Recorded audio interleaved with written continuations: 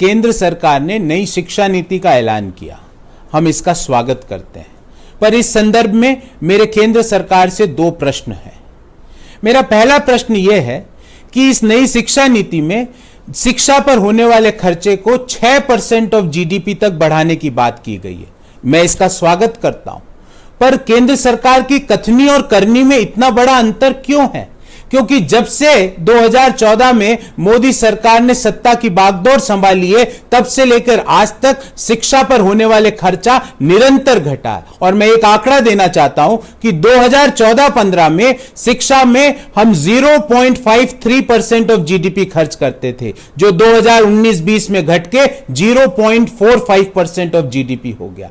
एक तरफ तो आप 6% की बात करते हो, ध्यान रहे इस 6% में केंद्र सरकार और समस्त राज्य सरकारें जो शिक्षा पे खर्च करती है उसका उल्लेख किया गया है। और मेरा दूसरा प्रश्न यह है कि क्वालिटी ऑफ एजुकेशन आज की सबसे बड़ी जरूरत है। शिक्षा में गुणवत्ता आज की सबसे बड़ी जरूरत है।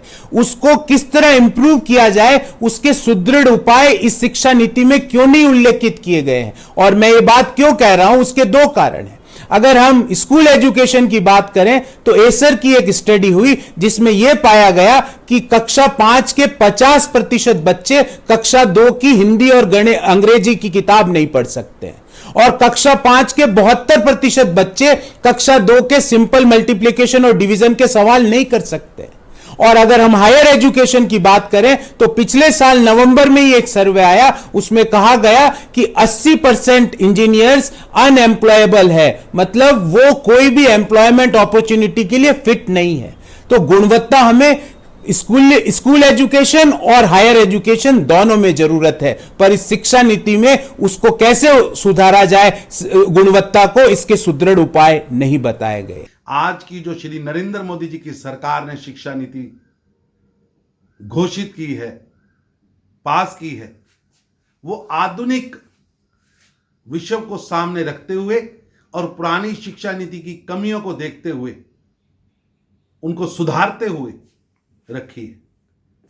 मैं अपने कांग्रेस के मित्रों से पूछना चाहता हूं कि पुरानी शिक्षा नीति में 10+2 था, नींव की चिंता ही नहीं थी। अब स्टूडेंट साइंस में भी अगर वो केवल फिजिक्स पढ़ना चाहता है, केमिस्ट्री नहीं पढ़ना चाहता, बायोलॉजी नहीं पढ़ना चाहता, तो वो पढ़ सकता है, और अपने साथ अगर उसकी इच्छा है मैथ रखने की मैथ रख सकता है, इकोनॉमिक्स रखने की इकोनॉमिक्स रख सकता है, हिस्ट्री रखने की तो हिस्ट्री रख सकता है।